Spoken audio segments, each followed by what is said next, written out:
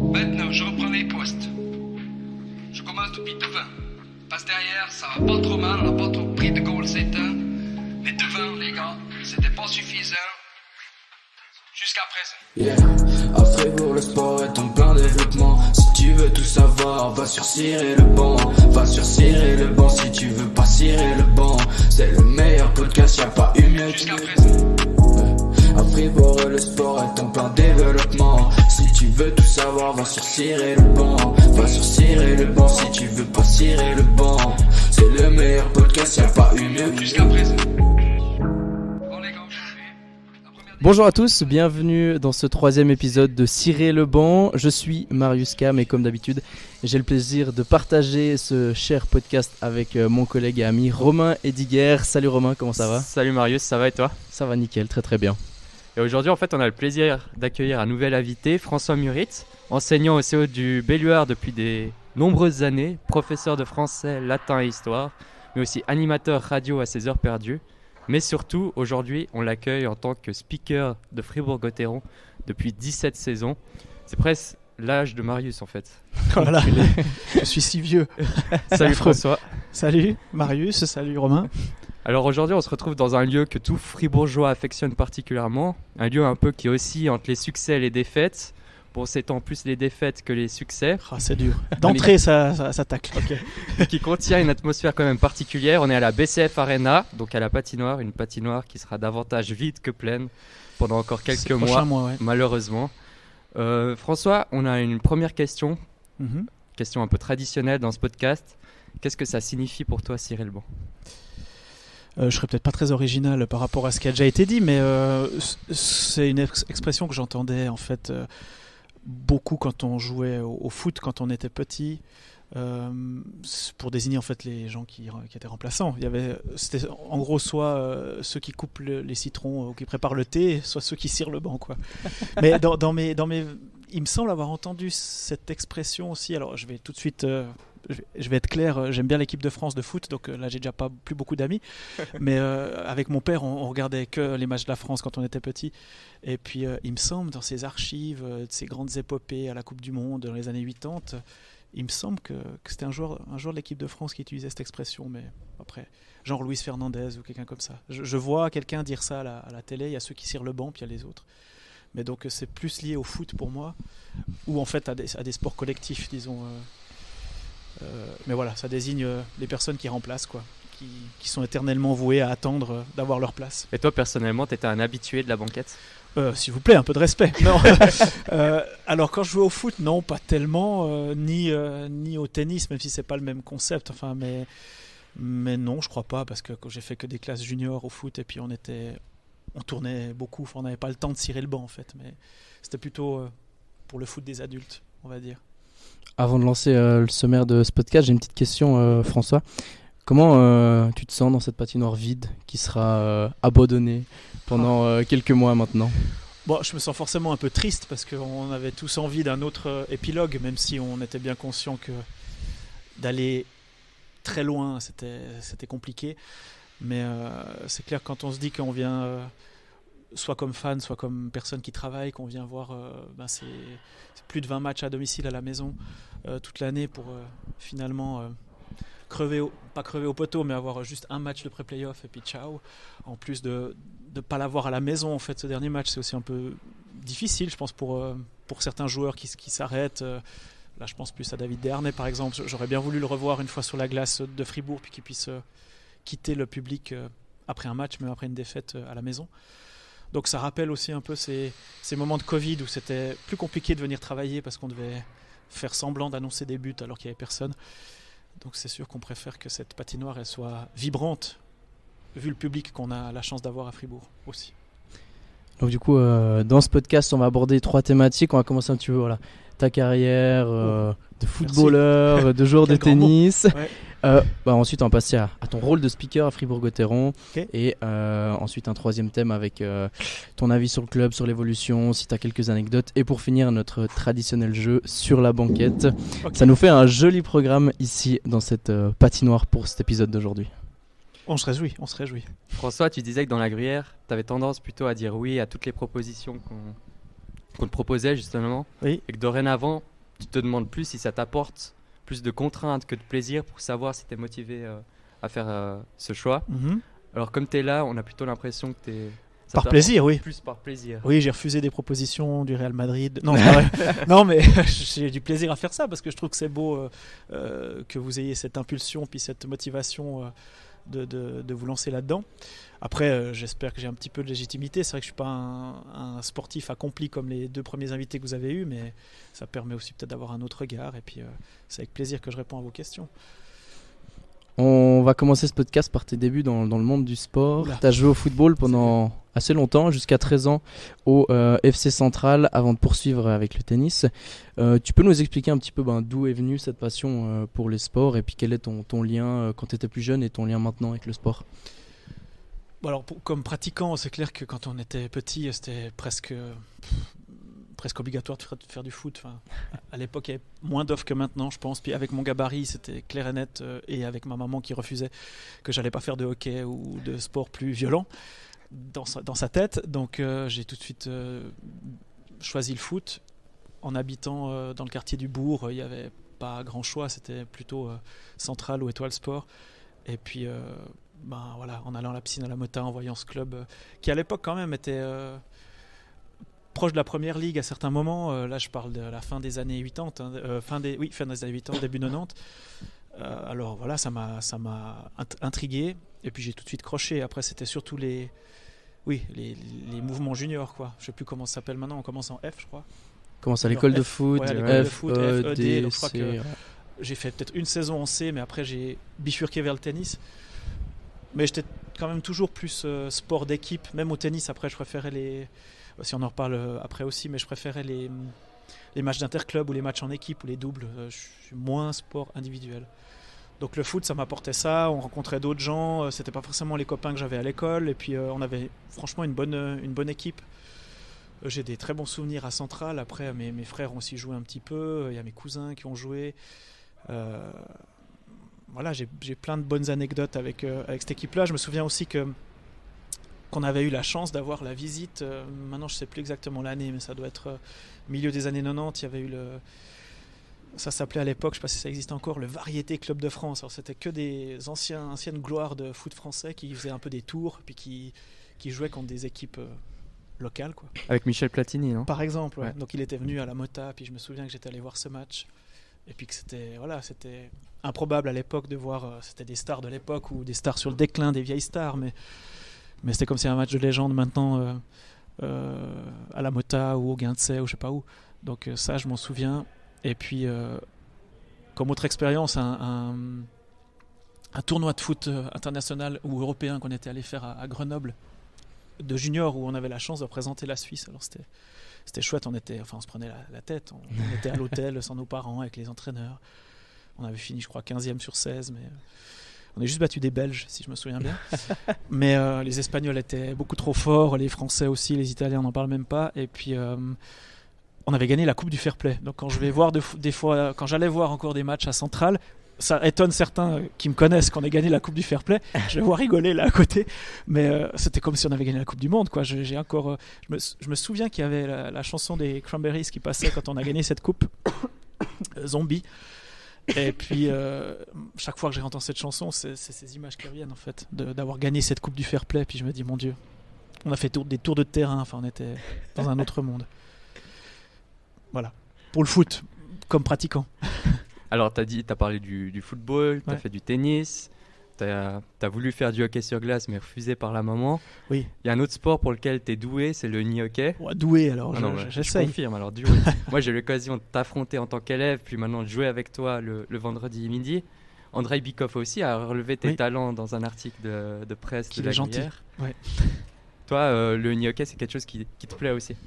Oui, ça me permet de faire un truc qui ressemble vaguement au hockey avec mon gabarit qui ressemble moins au hockey. Donc,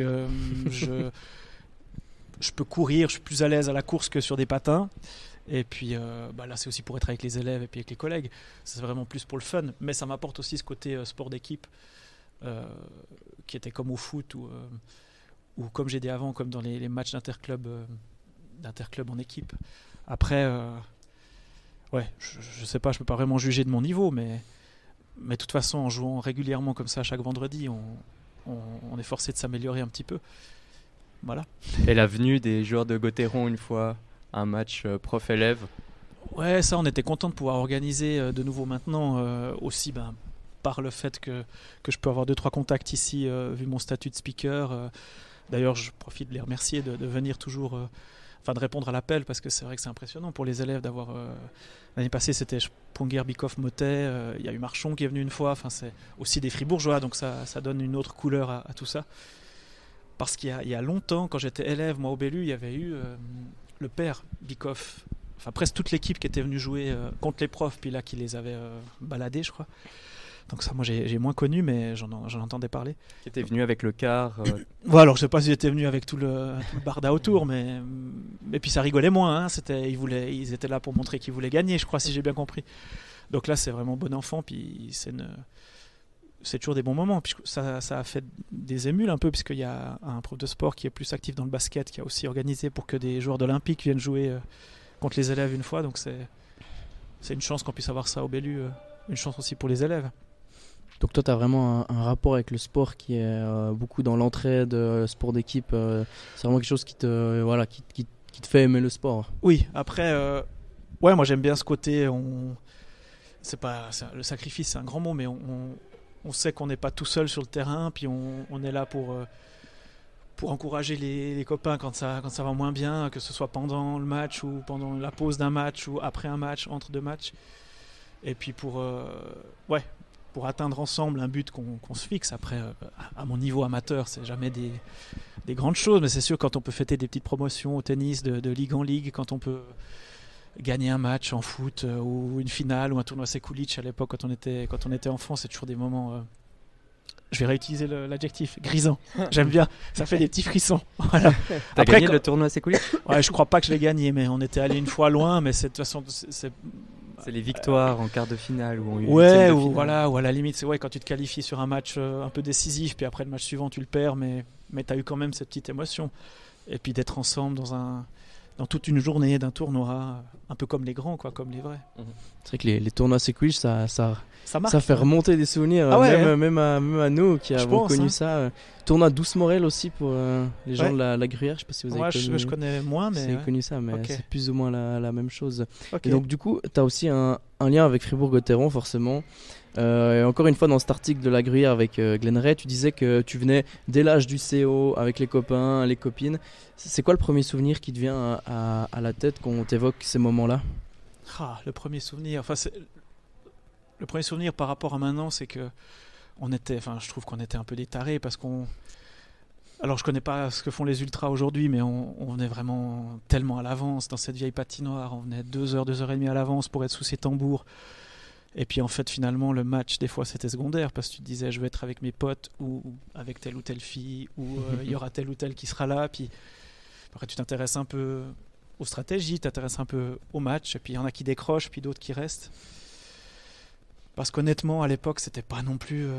à la fin des années 90, c'était pas folichon, quoi. Il fallait faire des actions pour sauver Gotteron, il fallait aller en play-out contre Langnau tout le temps. Enfin, c'était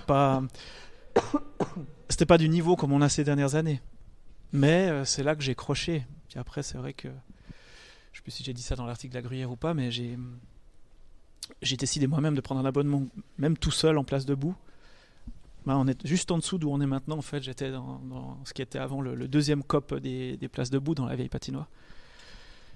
Et puis je suis resté. Je voyais des gens que je connaissais pas du tout de l'extérieur. Je connaissais même pas leur nom, mais je les voyais au match. Et puis après, j'ai fait une offre spontanée. Est-ce que vous cherchez un speaker ? Quand j'ai commencé la radio, en fait, à Radio Fribourg.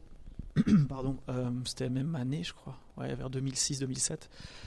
J'ai dit, est-ce que vous cherchez quelqu'un qui peut parler en allemand, français ? Puis, par chance, il y avait l'autre speaker qui partait, enfin un des deux speakers qui partait à ce moment-là.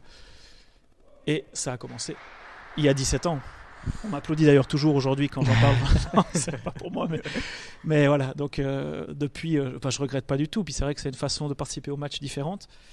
Et puis, on en reparlera de toute façon dans une des autres parties de l'émission, mais après, comme fribourgeois, ça permet d'identifier, et puis c'est clair que ça fait partie un peu des discussions, du quotidien finalement d'un Fribourgeois qui s'intéresse au sport quand même.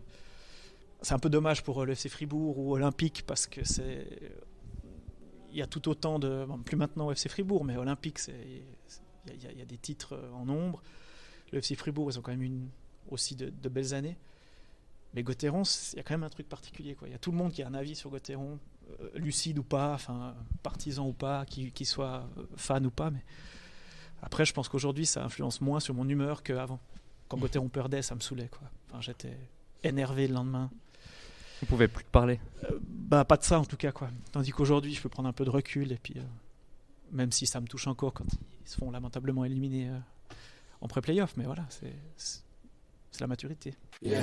À Fribourg, le sport est en plein développement. Si tu veux tout savoir, va sur Cirer le banc. Va sur Cirer le banc si tu veux pas cirer le banc. C'est le meilleur podcast, y'a pas eu. Du coup, ça nous permet de passer au deuxième thème, ton rôle de speaker à Fribourg-Gotteron. Tu vis ta 17e saison comme speaker officiel des Dragons. Tous les joueurs, à part Sprunger, sont arrivés après toi. Oui. Comment a évolué ton activité au fil de ces années-là ? Bon, le rôle qu'on a, il est un peu toujours le même. C'est de faire officiellement le lien entre l'arbitre sur la glace et la presse, les spectateurs. Alors c'est sûr que quand j'ai commencé dans la vieille patinoire, quand il n'y avait pas encore tous ces moyens de t'informer sur des applications de la Ligue et compagnie, des fois on annonçait même les scores à la pause. Dans les autres matchs, il y avait peut-être plus de pertinence, entre guillemets. Maintenant là, on est vraiment présent. Peut-être les gens nous écoutent plus quand il y a des moments chauds, quand il y a des pénalités qu'ils ne comprennent pas trop, quand il y a des images qui sont revues à la vidéo. Mais on garde ce même statut de lien, en fait. Après, tout est consigné par écrit, tout est tout de suite mis sur le site de la Ligue et sur les différentes applications. Donc, je ne dis pas qu'on pourrait se passer de nous, mais après, ça fait aussi partie de l'ambiance. Et puis de dire bonjour aux spectateurs, d'annoncer les équipes. Enfin, ça fait un petit rituel. Donc, mon boulot, il n'a pas vraiment changé. Il s'est adapté à la technologie.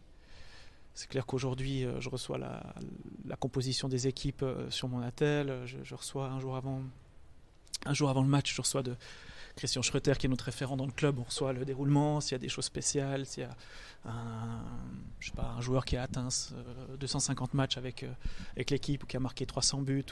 300 buts, c'est un peu beaucoup, mais 300 points. Et puis après, on vient au match une demi-heure. Moi, je peux venir une demi-heure, 3/4 d'heure avant.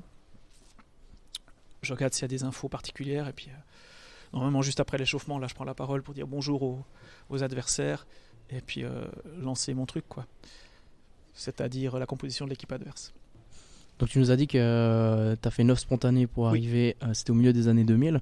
Ouais. Tu arrives à nous expliquer, si tu te souviens encore, ta première fois? Je me souviens, alors ma première fois c'est beau, je me souviens... plus d'autres premières fois, mais cette première fois, je me souviens que c'était contre Davos. Par contre, le score, alors je ne pourrais même plus dire s'ils ont gagné ou pas. J'ai dit avant, parallèlement, j'étais un peu en même temps à la radio. Je me souviens beaucoup plus de ma première fois à la radio contre Berne, un soir de veille ou d'après Saint-Nicolas, je me souviens plus, où j'étais tout à coup tout seul dans ce vieux studio de la rue de Romont, puis je paniquais à mort parce que... tu sais un peu ce que c'est. Il y avait tellement de trucs techniques à gérer, encore pire que maintenant parce que c'était plus vieux. Donc je me souviens plus de cette première fois par la tension. Là, j'étais plus excité à Gauthieron de me dire il y a tous ces gens qui vont entendre ma voix, puis il faut que je sois à la hauteur. Et puis voilà, je fais un peu partie du match différemment. Est-ce qu'aujourd'hui, tu as toujours, après tant d'années d'expérience, toujours cette petite excitation, ce petit stress avant de prendre la parole ? Alors je prendrais plutôt ton premier mot, l'excitation, oui, parce que sinon j'arrêterais. Le stress, maintenant moins, parce que ça tourne. Et puis il y a rarement des grosses surprises. Mon collègue aussi, speaker, lui qui est qui est très à l'aise en allemand, parce que c'est sa langue maternelle, il peut toujours m'aider s'il y a un truc que je dois traduire en allemand, parce que c'est moins spontané pour moi. Mais en français, je peux improviser comme je veux. En italien, je me débrouille, je baragouine un peu. Mais non, il n'y a pas vraiment de stress. Après, j'ai eu un moment de mou, je dois avouer, quand il y a eu ce Covid. De venir toute la saison pour une patinoire vide, là je me suis dit, en fait ça me motive pas tellement, il ne faut pas que ça reste comme ça trop longtemps. Mais je pense qu'il y a plusieurs personnes qui étaient comme ça dans leur boulot. Donc je suis bien content d'avoir retrouvé le public. Et puis comme j'ai dit aussi au début, d'avoir cette proximité, d'avoir ce public si bouillant ici, dans tous les sens du terme, hein, des fois excité contre l'arbitre, des fois derrière l'équipe, bah ça te transporte aussi un petit peu.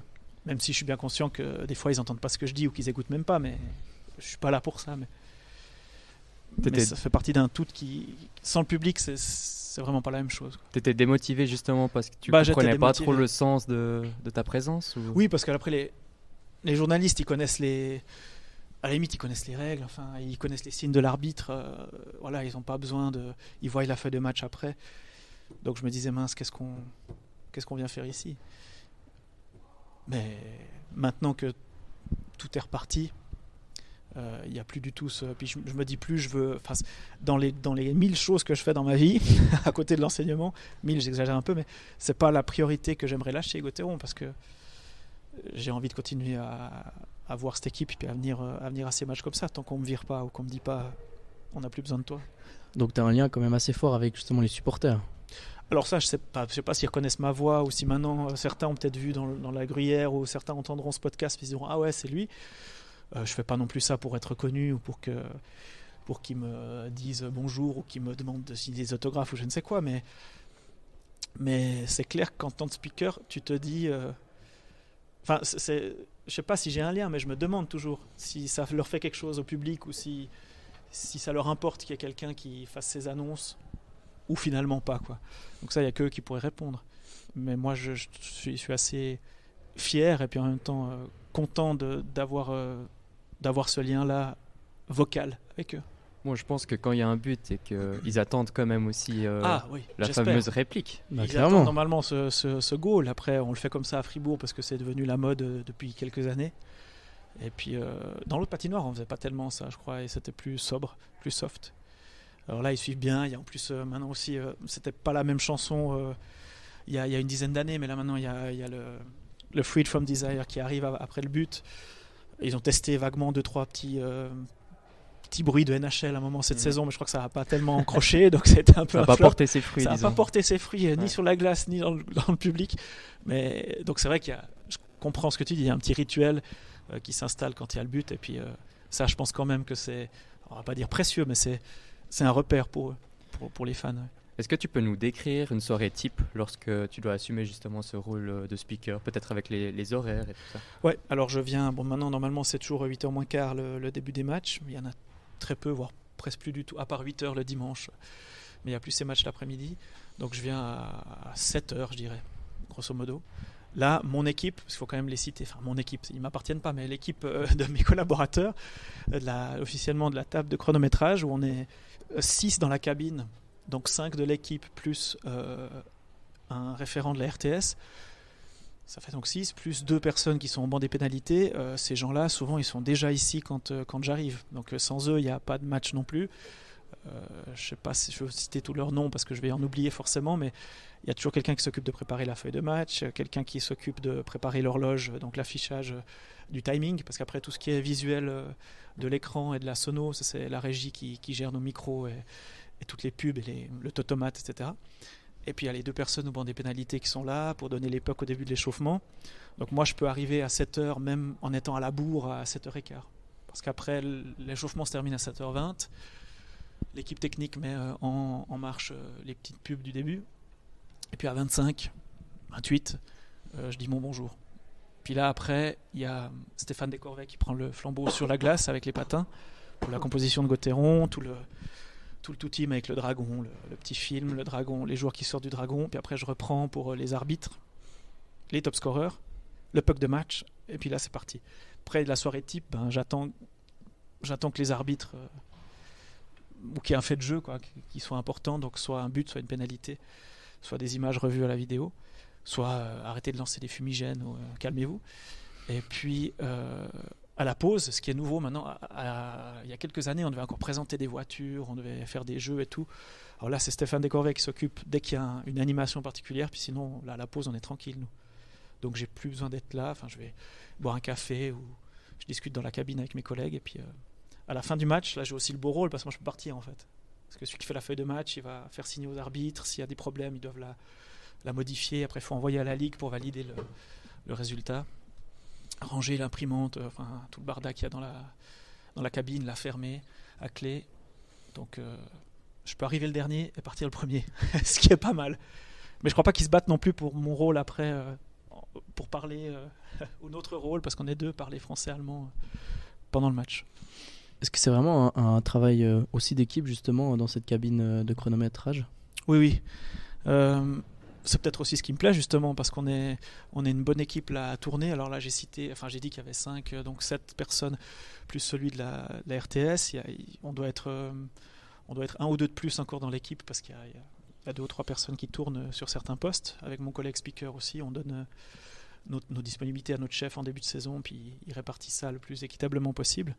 Mais c'est sûr qu'on est complémentaires. Enfin, comme on suit le match la plupart du temps quand même, sauf si c'est un peu soporifique ou qu'on en a un peu marre, mais normalement on est très, très concentré. Chacun a son rôle. C'est sûr que celui qui s'occupe de manuellement éteindre le chronomètre à chaque fois qu'il y a un arrêt de jeu, lui il doit être dans son truc, et puis il profite pas autant du match que moi qui regarde, puis qui attend que l'arbitre me fasse un signe. Puis après, dès qu'il y a un arrêt de jeu, en principe celui qui est à l'horloge il va dire à voix haute le temps, parce que maintenant c'est plus aussi comme dans les anciennes saisons, il y a 10 ans où c'était le temps qui partait de 0 à 20, maintenant c'est à rebours, ça s'affiche de 20 à 0, donc lui ça s'affiche sur son écran, donc il dit tout de suite temps 1,27, et puis ensuite celui qui est encore à côté de moi va contrôler en même temps que moi ce que l'arbitre fait comme geste. Donc par exemple, il va dire 2 minutes accrochage, puis comme ça moi je sais ce que je vais dire. Si j'ai pas eu le temps de voir quelque chose, si ça m'a échappé. Puis pour les buts, en principe nous on suit, donc on écrit les numéros des joueurs, on propose à l'arbitre, puis soit il est d'accord, il nous lève le pouce, soit au micro qu'on a avec lui, il modifie. Mais donc on doit quand même être bien focus sur ce match, quoi. Tu disais profiter, vous vivez quand même le match à même la glace presque, vous avez la cabine juste à côté. Ouais. Comment c'est de regarder un match, de le suivre de cet angle-là ? Alors c'est particulier forcément, on est quand même, je le disais aussi à la radio l'autre jour, on a une place relativement privilégiée, parce qu'on est au premier plan. Des fois quand il y a des charges contre la bande devant nous, on sent que ça vibre. Il y a les discussions entre les arbitres et les capitaines qu'on entend parfois. C'est sûr qu'on entend aussi des choses entre la télévision, les arbitres quand ils viennent revoir des vidéos ou des scènes litigieuses. Après, maintenant qu'on a la cabine un peu hermétique, c'est un tout petit peu différent. La cabine elle est vraiment fermée, et puis on est comme dans une bulle où je te disais aussi avant l'interview, des fois on se demande il y a quoi comme ambiance dehors, parce que on entend moins que dans l'ancienne patinoire où c'était une cabine à roulettes sans vitres de face, donc il faisait déjà froid, et puis on entendait tous les bruits. Alors là on entend vraiment quand il y avait 2 joueurs pénalisés à l'époque, je prends un exemple au hasard, Sean Hines qui était pénalisé et puis qu'il y avait un autre joueur qui était pénalisé de l'autre côté, il s'envoyait encore des noms d'oiseaux et des insultes. Là on les entendait bien. Là je dirais, vu la taille de la cabine, déjà ils ne peuvent plus tellement se voir, et puis on a moins cette impression.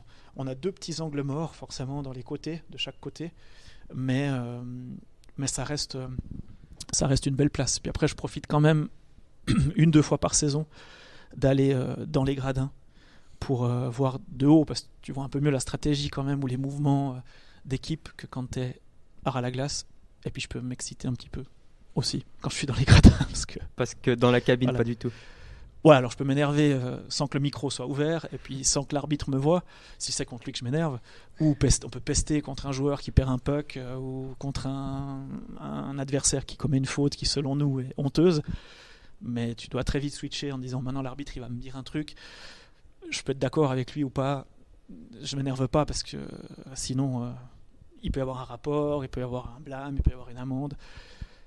Alors ça fait du bien de temps en temps de relâcher un peu ce contrôle, puis de te dire je vais dans le public pour crier, pour m'exciter sur toutes les actions, enfin presque toutes les actions, et puis me laisser aller, quoi. Et comment tu te sens quand tu te retrouves dans le COP avec les autres spectateurs, voilà, à chanter, à crier ? Alors il me faut un petit moment pour switcher vraiment, pour pas être trop sage entre guillemets, même si je suis jamais non plus totalement insultant, mais puis après je me fais prendre forcément par les chants, par les applaudissements aussi, et puis je peux pas m'empêcher aussi de laisser traîner un peu mon oreille à gauche et à droite, parce que c'est clair que ça arrive qu'on fasse des erreurs aussi comme speaker, ou alors que même l'arbitre il voit il donne des numéros de joueurs qui sont pas forcément dans le bon ordre, où il dit c'est lui qui a marqué, puis en fait c'est pas lui, puis après il fait la correction, mais quand le public a vu autre chose, et puis que c'est le speaker qui annonce, t'entends des fois mais ce speaker il est nul, ou il a rien vu, ou il a pas vu que c'était l'autre qui avait marqué, puis en fait quand on sait ce que c'est, on sait pourquoi le speaker a annoncé ça, on est obligé d'annoncer ce que l'arbitre nous dit, et puis des fois ça m'énerve un peu, où je me dis ils savent pas tout ce qu'il y a derrière, c'est normal en même temps, mais Pour expliquer quand il y a un but, toi tu notes ce que tu as vu, puis après l'arbitre vient et confirme ou pas voilà ce que tu as vu. Alors oui, en principe. Après, ça dépend. Je suis pas le seul à décider. Enfin, je décide jamais de qui a marqué, mais je propose quelque chose. On propose toute l'équipe qui a regardé l'action, parce qu'on dans la cabine on regarde tous, puis on se dit ah là oui, c'est Sprunger qui a marqué sur passe de Desharnais et de Sørensen. Voilà, donc moi je mets juste mes petits numéros 86, 51 ou top scorer et puis 9. Puis après on monte cette feuille à l'arbitre quand il vient. Alors il y a des arbitres qui de toute façon aiment dire eux-mêmes. Donc ils vont regarder, ils vont voir que c'est juste, mais ils vont redire parce que voilà, c'est leur façon aussi de montrer que c'est eux qui ont le lead. C'est pas grave, hein, chacun son style. Et puis des fois ils font juste un petit oui du pouce. Et puis des fois on leur demande, parce qu'ils ont un micro connecté avec nous, tout dans la cabine, tout près contre le plexiglas, on leur demande, ou on leur dit ce numéro il n'y a pas en fait parce qu'ils ont mal vu, ou mais il y a deuxième assist, puis on négocie pas, mais on discute rapidement avec eux, parce qu'en même temps le technicien de la RTS, lui, il doit voir ce que j'écris, ou alors il doit comprendre ce qui a été validé pour pouvoir le dire au commentateur qu'il a en oreillette, pour que ce commentateur il puisse donner le bon buteur, ou savoir déjà qui a fait l'assist, etc. Ou donner la bonne pénalité, et le bon timing de pénalité, si c'est 2, 5, 10 matchs, etc. Donc il y a toute une organisation un peu grise ou mystérieuse, puis l'information elle circule en toutes ces personnes, mais très vite, hein. Là ce que je raconte ça se passe en 10-15 secondes après le but. Mais c'est hyper intéressant de comprendre aussi comment ça fonctionne. C'est des choses qu'on voit pas en tant que supporter, qu'il y a plein de monde en fait qui sont pas conscients. Mais après, je pense que Marius, tu fais aussi cette expérience quand tu découvres un peu le monde de la radio, par exemple. Moi, j'écoutais beaucoup Gauthieron à la radio, Alain Thévault, et après Bernardin Lehmann quand j'étais plus jeune, sur une vieille radio. Puis tu te rends pas compte que en fait derrière le son, la voix que tu entends qui te décrit le match, il y a toute cette technique, tous ces micros, ces trucs à contrôler, ces liaisons à faire. Alors c'est aussi intéressant, effectivement, c'est pas non plus une immense organisation, mais c'est intéressant de comprendre une fois qui est impliqué là-dedans, parce qu'après là on parle de speaker, mais il y a dans le match tous ceux que vous voyez avec les vestes jaunes qui doivent placer les gens, qui doivent faire attention qu'il n'y ait pas de débordement, tous les parkers qui en fait sont engagés bénévoles puis qui voient quasiment jamais le match, puis qui sont dehors par n'importe quelle température, et puis qui doivent faire en sorte que le public puisse accéder au match, les Securitas, il y a tellement de monde qui gravite autour d'un match. Ces gens ils sont importants, c'est les travailleurs de l'ombre, et puis c'est pour ça aussi que ça m'a fait plaisir de répondre à votre invitation, parce que c'est sympa aussi de mettre entre guillemets en avant une fois ces personnes-là. C'était aussi sympa dans la Gruyère d'ailleurs de faire cette série qu'ils ont faite sur les speakers. Est-ce que c'est pas un travail bénévole, on imagine, speaker? Alors speaker, on est englobé dans l'équipe des bénévoles, donc on est invité à ce même titre au souper des bénévoles qu'il y a une fois par année, où l'équipe est là. Là je crois que c'est toujours vers la fin juin que ça a lieu ici au Sport Café. Mais effectivement on a un petit défraiement, chaque personne qui est là au match, dans toute l'équipe que j'ai citée avant, du banc de pénalité jusqu'au chef et jusqu'au speaker, on touche un petit quelque chose, ouais. Mais c'est pas pour l'argent que je le fais, sinon je le ferais pas. Voilà, le but est pas là. Yeah. À Fribourg, le sport est en plein développement. Si tu veux tout savoir, va sur Cirer le banc. Va sur Cirer le banc. Si tu veux pas cirer le banc, c'est le meilleur podcast. Je pense qu'on peut passer au troisième thème. On va parler un petit peu vite de la saison de Gauthieron avec toi, qui est un avis au plus près de la glace. Ouais. Une saison qui s'est terminée assez abruptement. Élimination pré-playoff contre Lugano en 2 matchs. Est-ce que tu aurais déjà imaginé cette élimination contre Lugano, et puis avec un petit peu de recul, comment tu juges cette saison? Alors, les pré-playoffs, je connaissais. Enfin, c'était la première fois pour Gauthieron. On sait que ça va vite. Tu perds ton premier match, tu es déjà complètement tendu. En plus, ça a déjà été dit plein de fois dans la presse, mais les deux équipes n'avaient pas forcément la même courbe de forme au moment d'aborder ça. Donc, je me disais pas Gauthieron est favori, ou j'étais plutôt tendu parce que je pensais bien que ça pouvait se terminer comme ça. Après, j'ai trouvé que dans cette série, on peut dire ce qu'on veut sur des arbitres, sur la réussite ou je ne sais quoi, mais c'est un peu trop facile de se cacher toujours derrière ça. Je pense que Gauthieron, ils étaient moins hargneux, moins volontaires que Lugano sur cette série. Je ne sais pas pourquoi, ça c'est à eux de savoir pourquoi ils ont été, entre guillemets, dépassés à ce niveau-là. Mais en même temps, c'est à l'image de cette saison, je trouve, où il a toujours manqué un petit quelque chose. Ou cette régularité dans l'engagement, dans la gagne. Je dis pas qu'ils n'avaient pas envie de gagner, mais moins que Lugano, je trouve, sur cette série. Et puis c'est ce que moi j'ai ressenti dans pas mal de matchs cette saison. L'année passée, on avait eu c'était tellement beau l'année passée. Il y avait aussi toute cette série de victoires à la maison. Là, c'était assez terne sur la fin. Bon, ils ont battu, je sais plus qui, Langnau, je crois. Mais avant, ils avaient perdu 5-6 fois de suite. Enfin, il manquait toujours un petit truc, puis au bout d'un moment, tu peux plus te dire c'est que de la réussite, ou c'est que l'arbitre, ou c'est qu'il y a un petit switch de mentalité à refaire pour la saison prochaine. Tu penses qu'ils n'ont pas assez mouillé le maillot, finalement, les joueurs de Gauthieron? Alors ça, c'est les entraîneurs qui vont voir, puis je veux pas non plus trop juger, parce que c'est quand même... On n'est pas sur la glace, enfin... Quand moi-même je mets des patins pour aller vaguement patiner, alors, c'est leur métier, mais je me dis tout ce qu'ils doivent faire à vitesse grand V, avec une vision de jeu et tout, c'est quand même chaud. Mais je pense qu'ils n'ont pas été assez réguliers dans le mouillage de maillot. Ils étaient trop en dents de scie, puis tu peux pas tenir sur des playoffs même avec, je dirais, cet état d'esprit ou cette irrégularité entre guillemets. Donc voilà, c'est une saison comme ça. Honnêtement, je pensais, il y a je ne sais plus combien de temps, 3 semaines, 1 mois, quand ils étaient relativement bien installés dans le top 6, je ne pensais pas qu'ils iraient en pré-playoff. Je me disais, ouais, c'est bon, ils joueront contre le 3e, on verra, ce sera Rapperswil, ce sera Zurich. Puis ma foi, ça s'est terminé comme ça, mais on fera mieux, ils feront mieux l'année prochaine. Surtout que si on prend cette saison d'un point de vue un peu plus global, il y a quand même des défaites qui n'était pas vraiment acceptable, où on perd à 2 minutes, 3 minutes de la fin contre Berne notamment. Ouais. C'est peut-être plus là que ça s'est joué que vraiment sur ces 2 matchs contre Lugano finalement. Ah oui, après forcément ils avaient longtemps leur destin entre guillemets en main pour se qualifier directement pour les playoffs, ce qui était leur objectif. Et puis ils ont égaré des points contre des équipes vraiment pas... jugées moins fortes. Ils ont perdu pas mal de points contre Langnau, contre Ajoie. Je crois qu'ils ont perdu le premier match de la saison à Ajoie, ou le deuxième, je ne sais plus ce que c'était. Ils ont aussi perdu contre Ambry. Tout le monde peut perdre contre ces équipes, mais quand tu fais le décompte à la fin, souvent tu te dis mince, c'est peut-être là qu'on a égaré, parce que finalement il manquait quoi, 1 point, 2 points pour être devant Zug, voire devant Davos. Donc c'est ça qui est un peu frustrant, plus que les pré-playoffs, je trouve. Après, c'est devenu tellement... quand je repense aux premières saisons, quand j'étais speaker, encore dans la vieille patinoire, quand il y avait tu savais, quand il y avait des équipes comme, sans les dénigrer trop, mais quand il y avait Coire, Bâle ou la Chaux-de-Fonds qui venaient jouer, c'était quasiment 2 points assurés. À l'époque, c'était 2 points. Et puis, il n'y avait pas de discussion.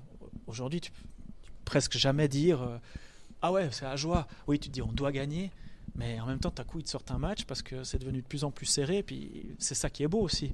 Moi, je trouvais incroyable que, j'avais jamais vécu ça, il me semble, qu'à la dernière journée du championnat, tu as encore autant d'équipes qui puissent changer de place. Et puis c'est dramatique, ce qui arrive à Lausanne par exemple, qui a fait une remontée incroyable et puis qui crève au poteau. Ce qui arrive à Gauthieron, qui était longtemps 6e et puis qui crève au poteau des playoffs directs. En même temps, c'est ça qui est beau. Et Cloton, néo-promu, qui arrive à accrocher les pré-playoffs. Bravo à eux, mais ça prouve aussi ce que j'essaie de dire, c'est que on peut plus dire il y a des équipes vraiment faibles ou faiblissimes qu'on est assuré de maîtriser. Et puis tant mieux, finalement, ça met du piment, puis ça donne sa chance à tout le monde. Même si après, de toute façon, à la fin, c'est toujours les Suisses allemands qui gagnent. Ouais, alors je sais pas si ce sera Suisse allemand cette année, mais c'est toujours les gros budgets, les plus gros budgets. Même si Gauthieron se rattrape gentiment là-dessus, mais c'est toujours les plus gros budgets ou les équipes qui ont les internationaux et la plus grande profondeur de banc qui réussissent à arriver au bout avec cette petite touche de réussite et le gardien qui fait aussi beaucoup en hockey quoi, dans ces playoffs. Mais au début de saison, on pouvait quand même deviner qu'un Ajoie n'allait pas forcément finir en playoff. Ça c'est sûr. Ouais. Voilà, c'est un petit club, petit budget, petite patinoire. Ils ont réussi à faire quelques surprises, mais... Oui, après, je sais plus, j'ai pas été regarder pour comparer par rapport à leur saison passée, s'ils avaient fait autant de points, moins de points. Ils ont fait beaucoup mieux. Ils ont fait beaucoup mieux. Bon là, c'est dur pour eux contre Langnau. C'est des matchs un peu à couteau tiré. Je sais pas ce que ça va donner s'ils doivent se coltiner la Chaux-de-Fonds ou Holton ensuite. Voilà. Bon, en même temps, comme tu dis, je pense que même ils devaient se douter qu'ils étaient plus prédestinés à cette place-là. Puis mentalement, ils doivent être prêts. Rien n'est fini. Est-ce que tu vois un Chaux-de-Fonds revenir en National League ou je à sais Holton? Pas où ils en sont. Dans le Holton, je connais moins, je ne peux pas trop juger. La Chaux-de-Fonds, c'est vrai qu'il y a eu il y a quelques années. Et puis je crois que c'est aussi un endroit où il y a une mentalité du hockey qui, moi, me parle plus que Holton, par exemple, sans être méchant avec eux. Mais il y a eu beaucoup de titres à la Chaux-de-Fonds dans les années, je crois, 70. Il y a une belle patinoire, il y a une grande patinoire. Ouais, je trouve que ça pourrait être bien. Après, je ne sais pas s'ils ont les moyens. Je ne sais pas où ils en sont dans les discussions sur les possibilités d'accès à la Liga ou pas, à la National League ou pas. Il y a beaucoup de bruit tout à coup. Ouais, alors, si vous entendez un peu du bruit de puck, de shoot, c'est les U17 de Fribourg-Gotteron qui sont en train de défendre c'est quoi leur place en élite U17 élite, ouais, je crois. Tour de relégation contre Lausanne. Contre Lausanne. Donc, ça commence dans un quart d'heure. Quoi. La saison n'est pas finie finalement. Il y a encore du spectacle sur la glace. Exactement. Bah, du coup, je pense qu'on va passer à notre petit jeu La Banquette. Ouais, exactement. Okay. Tu veux commencer, Romain ? Ouais, je peux commencer. Donc, c'est simple. Quel est ce jeu ? Tu connais la banquette ? Rappelle-moi la banquette. Alors, sur la banquette, c'est un petit jeu où on te pose des questions assez courtes, assez simples. Ouais. Tu peux répondre et puis un peu développer tes réponses. Ok. Alors, François, entre nous, les expressions latines, c'est beau parce que personne ne les comprend finalement. C'est vrai, mais c'est triste que personne ne les comprenne. Après, le latin, ce qui est beau dans cette langue, j'ai entendu encore un rappeur qui disait ça l'autre jour sur je sais plus quelle plateforme. C'est une langue qui irait bien pour le rap ou qui est une langue de punchline un peu parce que c'est très hermétique, c'est très résumé. Il faut en moyenne 2 à 3 fois moins de mots qu'en français pour dire les trucs. Là, il prenait l'exemple que tout le monde connaît pratiquement, Veni Vidi Vici, pour dire je suis venu, j'ai vu, j'ai vaincu. Ça fait 3 mots au lieu de 9. Puis ça fait une sorte de petite punchline à l'antique comme ça. Donc voilà pour les citations latines. Ça reste dans mon cœur. T'en avais pas encore fait durant ce podcast. Non, j'étais là, obligé de te lancer. Ouais, je peux en faire plein. Enfin, il y en a plein que les gens connaissent dans le commun, quoi. In vino veritas, per aspera ad astra. J'aime souvent la dire à mes collègues ici qui se moquent de moi parce que je fais du latin. Donc, per aspera ad astra, ça veut dire vers les étoiles par des chemins difficiles. Ça colle bien à Gauthieron, même si les étoiles, elles sont éloignées en ce moment. Et puis, il y a une autre, audaces fortuna juvat, qu'on aime bien placer. La chance sourit aux audacieux. C'est du Virgile et c'est beau. Voilà. Ça me permet de faire un petit shout-out à mon ancien prof de latin, Bruno Charrière. Ah, je le connais un peu, oui. Qui va sûrement pas nous écouter, mais... C'est pas grave. Ouais, il est moins sport que latin, mais voilà. Mais je l'ai croisé à Bulle récemment, un match de foot à Bulle. Ah bah voilà. Deuxième question, ton plus beau souvenir avec les Dragons ? Ah là là, mon plus beau souvenir... Comme speaker. C'est dur, j'aurais presque envie de faire un podium, mais si je dois mettre le tout premier, je pense, c'est quand j'étais au micro, quand ils ont éliminé Berne en 2008, quand ils avaient fini juste 8ème. Berne avait, je crois, 40 points d'avance. Puis ils ont éliminé Berne avec beaucoup de suspendus, 6ème match, beaucoup de prolongations, penalty. C'est Montandon qui avait marqué encore sur passe de Benny Plus et Tony Mekiao à l'époque, parce que Sprunger était suspendu ou blessé, Bikov jouait pas, Benny Plus était top scorer. Et puis la patinoire, la vieille, elle s'est effondrée, quoi. Enfin, j'ai encore la chair de poule maintenant, mais c'était tellement hallucinant. À l'époque, Berne, c'était vraiment le Berne tout puissant.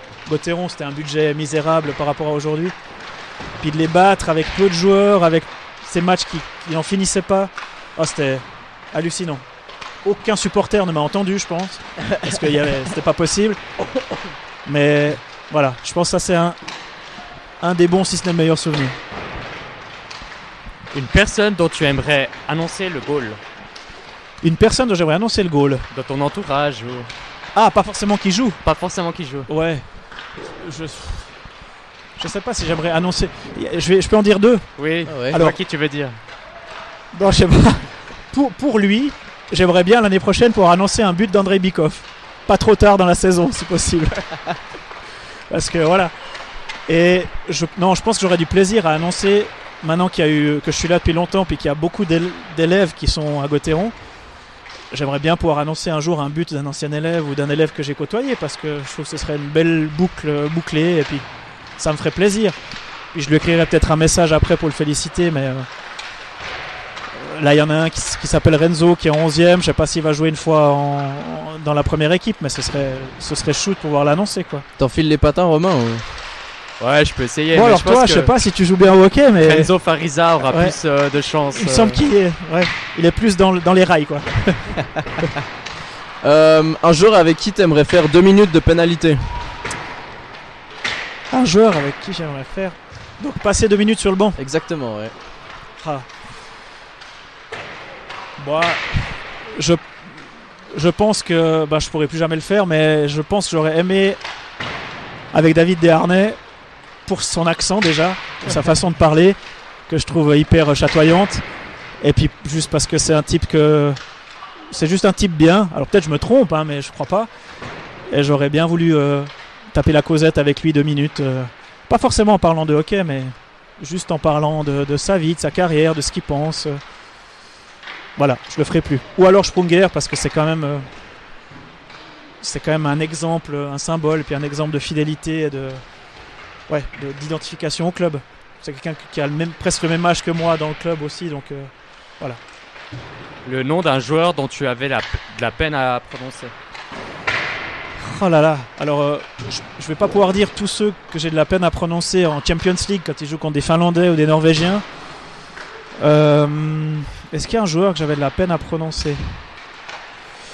J'ai pas de nom qui viennent maintenant. Par contre, ce que la Ligue a fait dernièrement, parce qu'ils se sont rendus compte que c'était dur pour certains noms en italien ou même des noms allemands ou des noms de joueurs étrangers, les speakers officiels peuvent en début de saison enregistrer une base de données de tous les joueurs de leur club auxquels nous on a accès. Donc si on veut se préparer sur tel ou tel joueur, on peut aller écouter à l'avance. Puis on a maintenant un groupe de tous les speakers sur WhatsApp, donc on peut aussi se demander des trucs là-dessus. Après, c'est pas vraiment lié, mais il y avait une anecdote où, à l'époque, je sais plus quand c'était, il y a une bonne dizaine d'années, Gauthieron jouait contre Zug, et puis il y avait Patrick Fischer, l'actuel entraîneur de l'équipe suisse, qui jouait à Zug, et puis un autre qui s'appelait Patrick Souter, qui était le capitaine, un défenseur, numéro 5, je crois.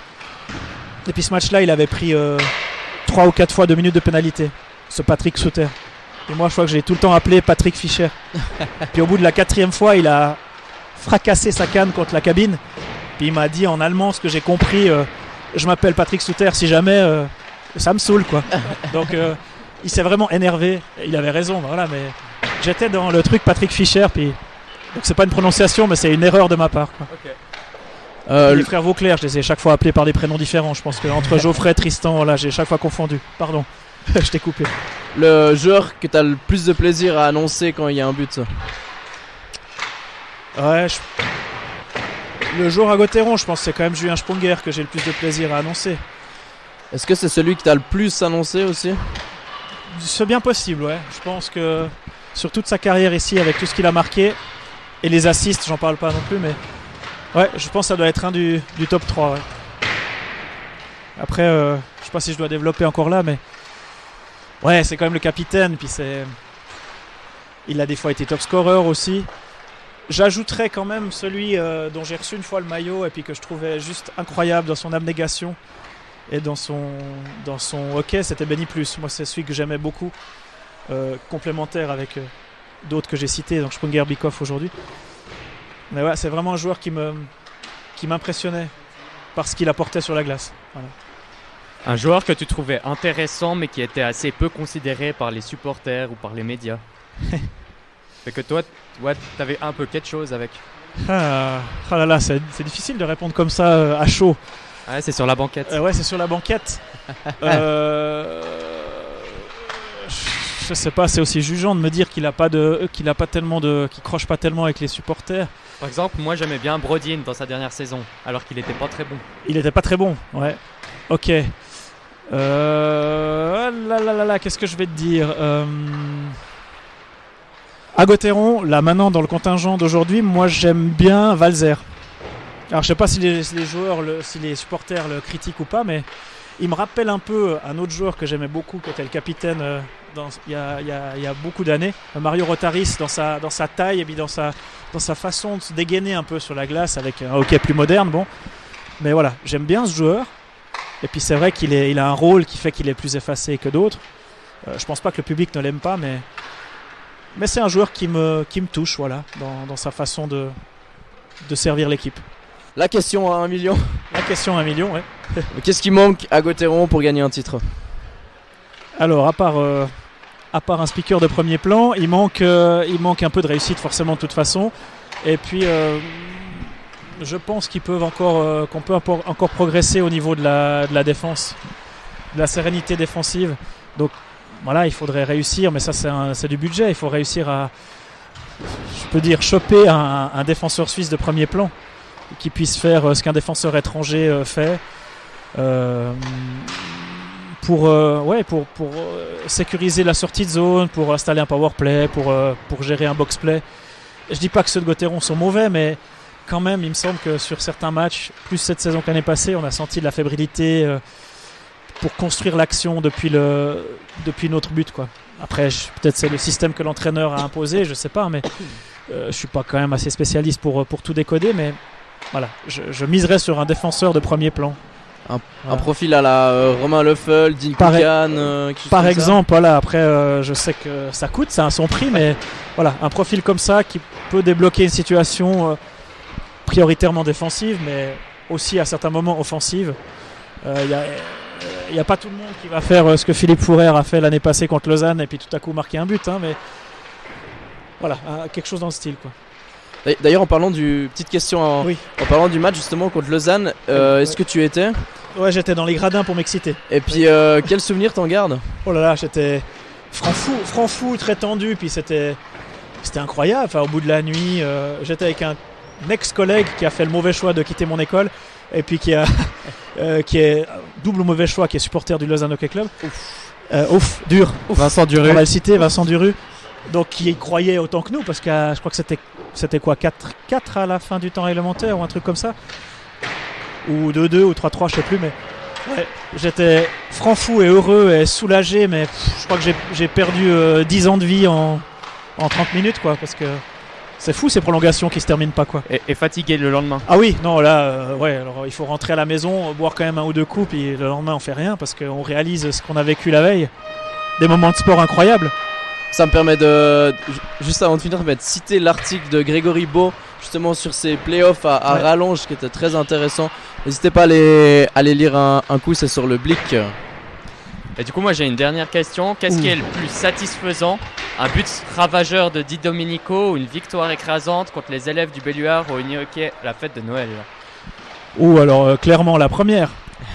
On est d'accord que c'est ce qui est le plus satisfaisant. Ouais. Oui, un but ravageur de Domenico, parce que tu as l'habitude de gagner contre les élèves. Alors déjà, oui, on a l'habitude, je vais mettre tous mes collègues avec. Et puis,